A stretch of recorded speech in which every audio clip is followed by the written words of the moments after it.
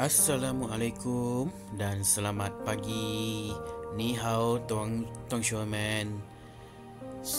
Cikgu harap semuanya dalam keadaan baik dan sihat sejahtera. Okey, hari ini kita teruskan dengan bab yang ke-10, Geografi tingkatan 2, Teknologi Hijau. Okey, yang pertama kita akan tengok dulu apakah konsep ataupun apakah yang dimaksudkan dengan teknologi hijau. Okey, konsepnya ialah teknologi hijau tu merujuk kepada sesuatu produk yang dihasilkan atau dibangunkan ataupun peralatan dan sistem untuk memelihara dan memelihara alam sekitar serta sumber-sumber. Jadi, senang cerita, manusia mencipta sesuatu produk, alatan atau sistem yang mesra alam. Okey, yang mesra alam. Okey, aplikasi teknologi hijau ni selaras dengan konsep pembangunan lestari. Okey, pembangunan yang menekankan aspek penjagaan alam sekitar. Itu yang dimaksudkan dengan teknologi hijau. Okey, sebagai generasi masa sekarang, kita bertanggungjawab bagi memastikan generasi akan datang, anak awak, cucu awak nanti akan menikmati kualiti hidup sama seperti kita nikmati sekarang ataupun lebih baiklah. Okey, dari segi pengurusan sampahnya, dari segi kualiti udaranya, okey, dari segi pemandangannya, okey, semuanya dilakukan demi generasi akan datang. Okey, itu konsep teknologi hijau.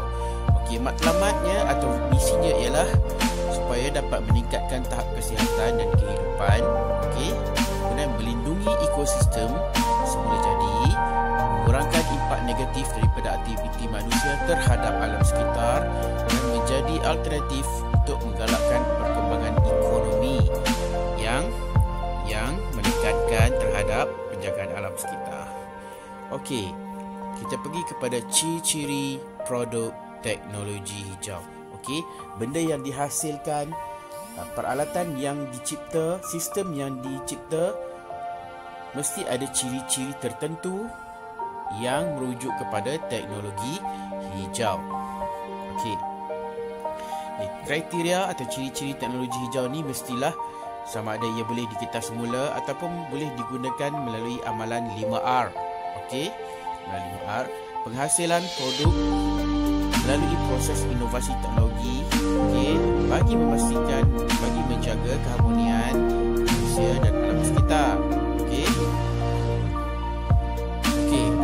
Kemudian produk teknologi hijau ini mestilah meminimumkan efek ataupun meminimumkan kesan terhadap alam sekitar. Okey. Contohnya seperti pembebasan gas, okey, rumah hijau mesti serendah yang mungkin. Okey, seminimum yang mungkin. Ataupun menggalakkan penggunaan sumber baharu. Sumber yang boleh diperbaharulah. Okey. Kita akan tengok. Okey, kemudian standard kualiti produk teknologi hijau tu mestilah boleh diterima oleh masyarakat. Okey, kemudian lebih mudah digunakan oleh manusia dan selamat digunakan.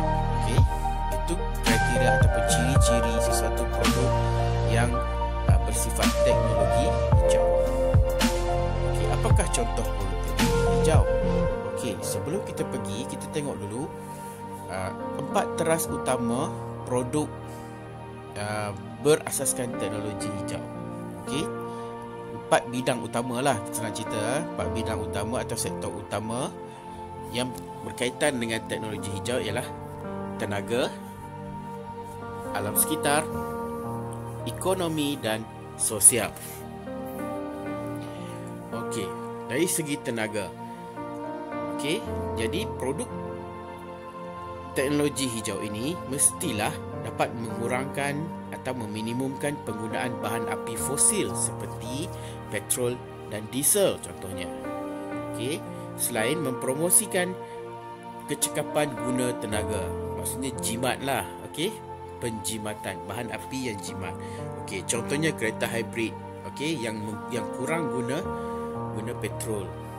Kereta elektrik, okey, yang menggunakan tenaga bateri, okey, ataupun kenderaan yang menggunakan biodiesel. Sekarang teknologi canggih yang menggabungkan petrol dengan minyak sawit. Okey, so jadi dapat mengurangkan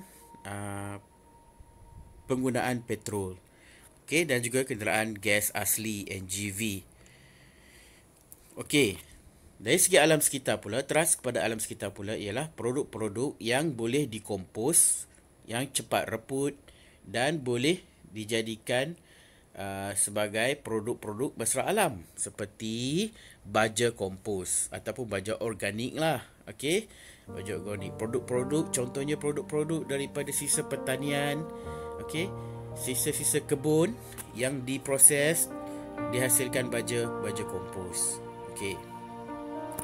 Okey, dalam sektor ekonomi, ia penting untuk meningkatkan pembangunan ekonomi negara. Contohnya industri fotovoltaik. Okey, senang cerita teknologi tenaga solar lah. Okey, semakin berkembang sebenarnya tenaga solar ni di negara kita, kerana ketika kita melihat negara Jepun begitu berkembang pesat dengan teknologi fotovoltaik ni, kita baru nak belajar bagaimana nak mengembangkan tenaga ini di Malaysia. Tapi perkembangan di Malaysia sangat baik, sangat cepat, dan sudah banyak industri ataupun kawasan-kawasan perumahan ataupun rumah-rumah individu sendiri yang mula menggunakan fotovoltaik ataupun tenaga solar ini, di hotel, di resort, ataupun rumah-rumah orang yang mempunyai modal yang lebih untuk memasang panel solar. Dari segi sosial, kualiti hidup rakyat dapat dipertingkatkan. Contohnya penggunaan pengangkutan awam yang lebih canggih, lebih cepat, sistem rating, seperti bas rapid KL ataupun seperti transit LRT, ERL yang menggunakan tenaga elektrik, bergerak on time, cepat. Jadi orang lebih suka guna pengangkutan awam. Cuba kalau pengangkutan awam tu sistemnya lemah, sampai pun lambat, bas pun tak tersenggara dengan baik, asyik-asyik rosak. Okey, so itu akan menyebabkan orang tak nak guna pengangkutan awam. Tetapi sekarang ini sistem dah semakin canggih, ramai orang dah guna pengangkutan awam, especially di Lembah Kelang lah. Begitu juga dengan penggunaan bekas makanan yang mesra alam. Okey, kepentingan teknologi hijau. Penting tak kepentingan teknologi hijau? Yes, penting, sangat penting. Dan teknologi hijau sebenarnya bukan sahaja ajar atau dikembangkan, diwar-warkan kepada masyarakat dalam negara Malaysia sahaja. Okey, green technology ni, teknologi hijau ni malah dipromosikan oleh pihak Persatuan Bangsa-Bangsa Bersatu kepada seluruh dunia dan negara dia ada.